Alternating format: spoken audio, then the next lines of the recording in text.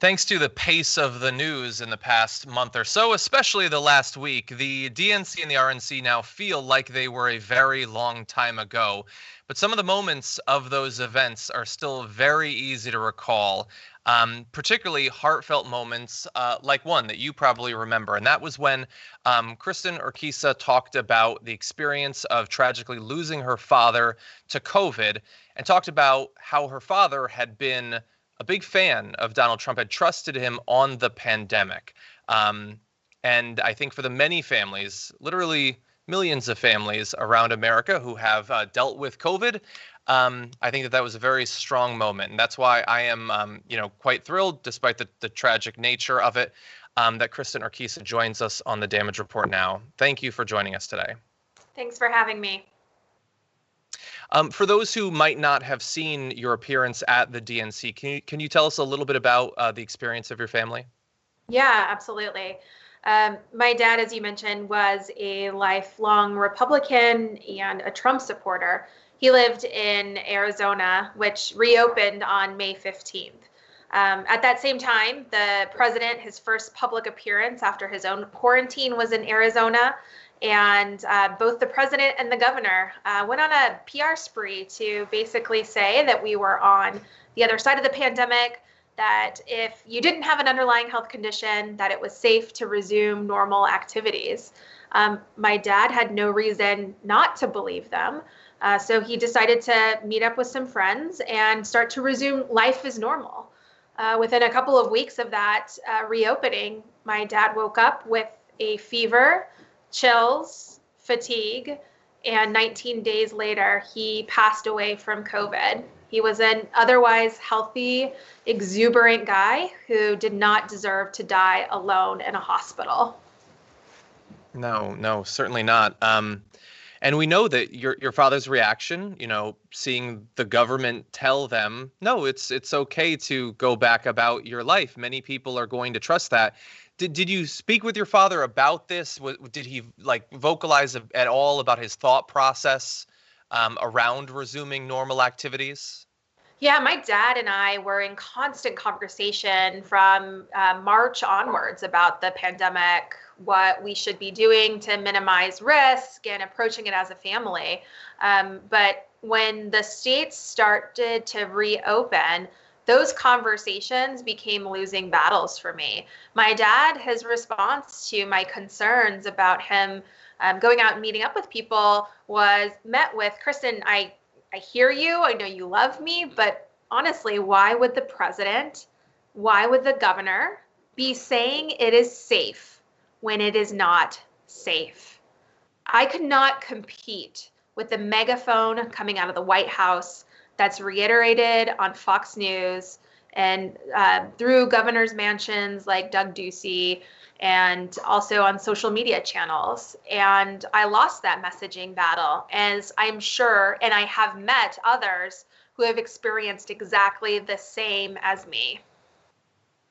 Yeah, it's really hard to stand up against all of that. The federal Republicans at the national level, state level, the media and Fox News, of course, they have doctors that they bring on to give a very particular view of what the pandemic is like. How can any one family hope to overcome that? Now, you, as a result of your experience, you've started an organization. Can you tell us about that? Yes. A few days after my dad passed, I launched a nonprofit called Marked by COVID. My dad's name was Mark, so it's a little bit of a nod to him. But it's also a campaign and platform to represent not only folks who have lost a loved one, but folks who are survivors, frontline and essential workers, and their rights and needs.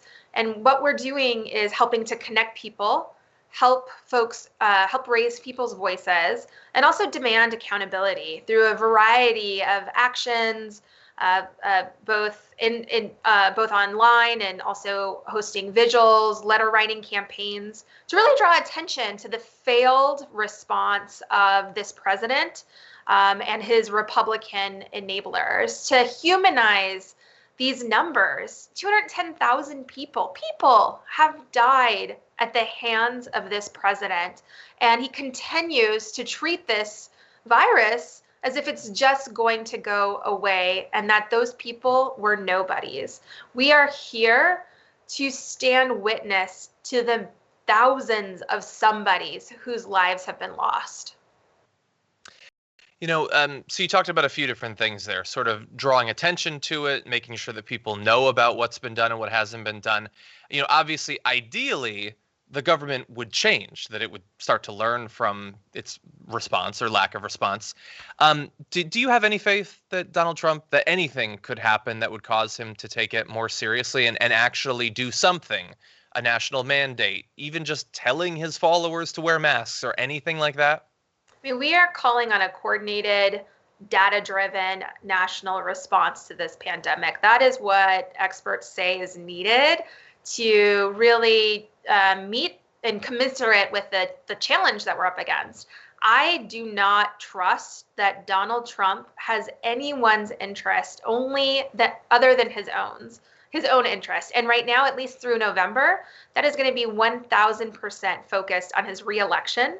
His reelection campaign efforts are going to rely on these very extreme right-wing radical folks who don't want to wear masks to reelect him and intimidate voters all across the country. So unfortunately, no, I do not believe that this president has the country's best interest in mind. He has his own self-interest and his own pocketbook in mind.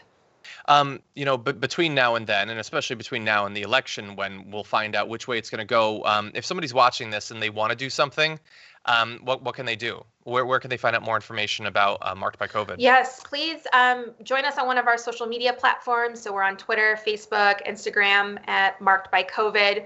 We're also on our website, markedbycovid.com, where you can, if you yourself have been marked by COVID, please reach out. We want to connect with you, connect you to others, and help you tell your story. And then there's also ways to donate, get involved on our email list, and stay in touch. Awesome. Well, look, we really appreciate the work that you're doing. The stakes literally couldn't be any higher. And, thank you for joining us on the show today, Kristin. We really appreciate it. I really appreciate being here. Thank you so much for telling my story.